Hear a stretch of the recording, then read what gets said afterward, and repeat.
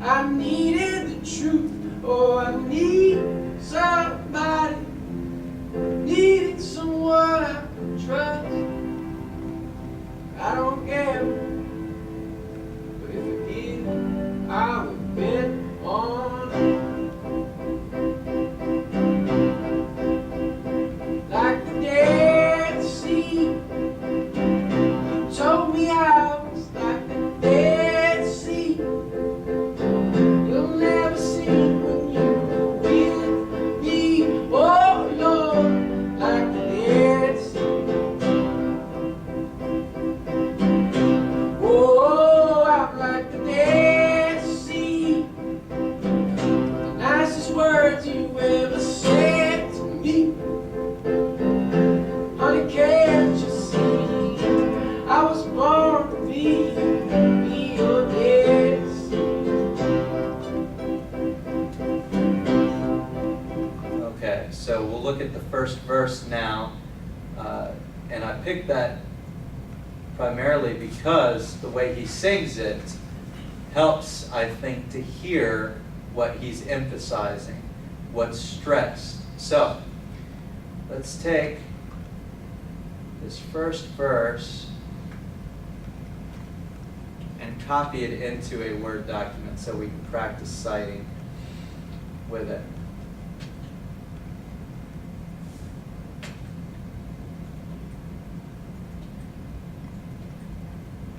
Put the spaces between it so we can see. Okay, so if we want to split this into syllables, first we have to figure out how many syllables are in the line. We have 1, 2, 3, 4, 5, 6, 7, 8, 9, 10, 11. So there's 11 syllables. So that means somewhere in here there's a foot, what we call a rhythmical foot, that is 3 syllables long. We have to figure out which one it was based on the singing. We know this first one, what word did he emphasize? Stood or I? Which one? What do you think? I. Okay, now we get down to where this isn't an exact science. Let's go back to the song so we can hear it. Memory doesn't always work very well, so let's just listen and see if we can get it.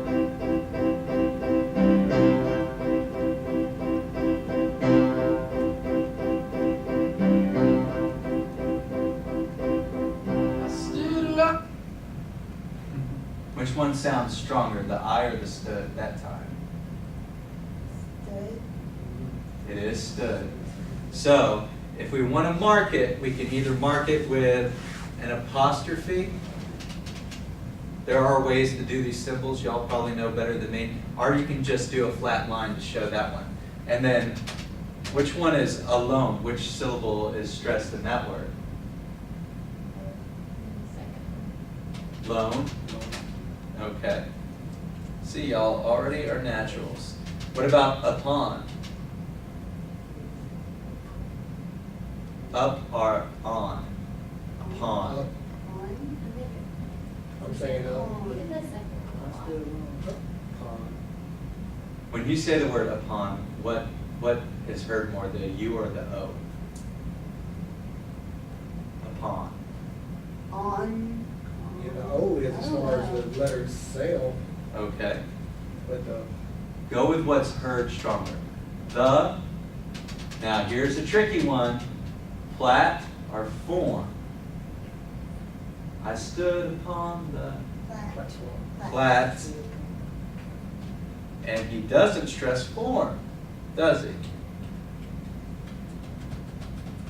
So actually, he doesn't stress form and he doesn't stress in. The next line he stressed, next syllable he stresses is vain.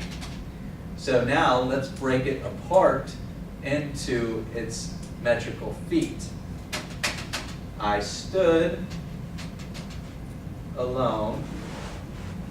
Like I said, it's not an exact science. In fact, Lloyd, you can make the argument that up is emphasized more than on.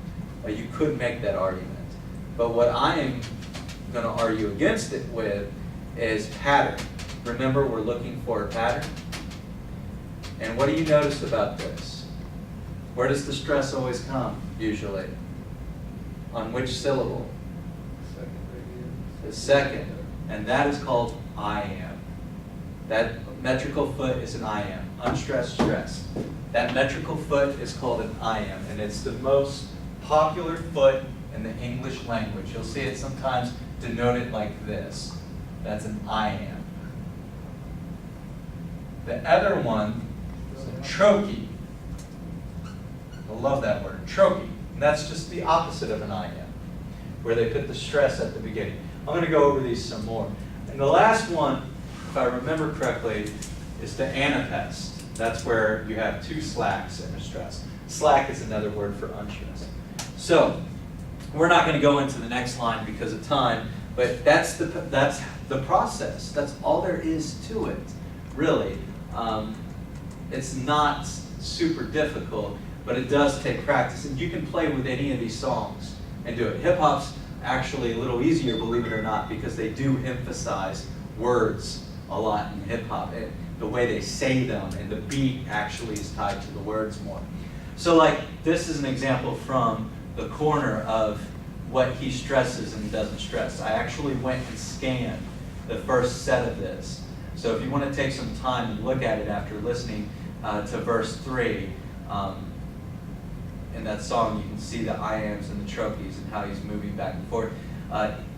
He's rhyming primarily with trochees, and you can hear it. He emphasizes the first word: black churches, services, murderers, Arabs serving burgers, as cats with gold permanents move they bags as herbalists. You can hear it. The dirt isn't just fertile, it's people working and learning this. The curb getters go where, and I can't do it justice, you know. Like I said, I have no natural rhythm, but you can see and hear it. If you really want to look at it, take some time. And you can see there's the trochee, that's where there's a stress and a slack. There's an I am, a slack, and a stress. So these are the 4 main metrical feet, 5 really metrical feet in the English language. The I am, it's a slack stress. The anapest is a slack, slack, stress. Trochee, stress, slack. Dactyl, stress, slack, slack. A monosyllabic foot is almost always a stress. And a spondy is 2 stresses. And that it is not a science, it is an art, it is practice. It takes a while to figure it out. And the other thing to remember with accents is it's just one way to help you further appreciate a poem, or to structure a line, to see how a line's structured. And you can really see it. My life has stood a loaded gun, that a maiden in there lived, whom you may know by the name of Annabel Lee. Tiger, tiger, burning bright in the forest of the night. Take her up tenderly, lift her with care. So, these divisions are largely artificial, but they do help you better understand poetry and the differences between euphonic sound and cacophonic sound. Euphonic sound is pleasant sound, cacophony is rough sound. And you can use these things to create different sounds. The music of poetry is not something which exists apart, I should say apart, not apart, from the meaning, rhyme or rhythm. So we'll get into rhyme some more next week. Rhyme has gotten a bad rap in the 20th century. We use rhyme a lot. In fact, I really love Bob Dylan's Subterranean Homesick Blues, and this Reeves, A Story of Mixed Emoticons, is a great way of thinking about unique ways to make rhyme interesting. We'll watch that as the last piece in the video today, and then we will go back and y'all will have a chance to ask some questions. Let's see, should play, oh, it's blocking.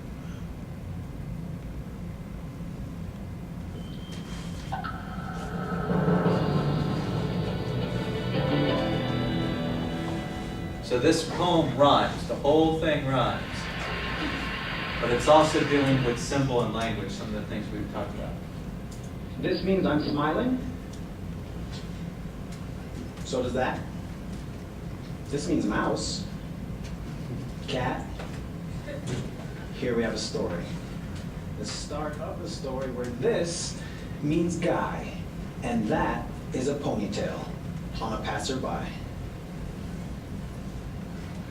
Here's where it happens. These are when. This is a cassette tape the girl puts into her cassette tape player. She wears it every day. It's not considered vintage. She just likes certain music to sound a certain way. Look at her posture. It's remarkable. That's because she dances. Now he, the guy, takes all of this in, figuring, honestly, geez, what are my chances? And he could say, oh my God, or I heart you, I'm laughing out loud, I want to give you a hug. But he comes up with that. You know, he tells her, I'd like to hand paint your portrait on a coffee mug. Put a crab inside it. Add some water.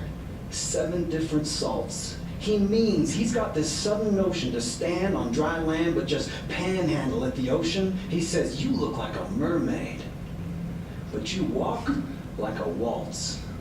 And the girl goes, what? So the guy replies, yeah, I know. I think my heartbeat might be the Morse code for inappropriate. At least, that's how it seems. I'm like a junior varsity cheerleader sometimes, for swearing, awkward silences, and very simple rhyme schemes. Right now, talking to you, I'm not even really a guy. I'm a monkey. Blowing kisses at a butterfly. But I'm still suggesting you and I should meet. First, soon, and then a lot. I'm thinking the southwest corner of 5th and 42nd at noon tomorrow, but I'll stay until you show up, ponytail or not. Hell, ponytail alone. I don't know what else to tell you. I got a pencil you can borrow. You can put it in your phone. But the girl does not budge. Does not smile, does not frown. She just says, no thank you, you know?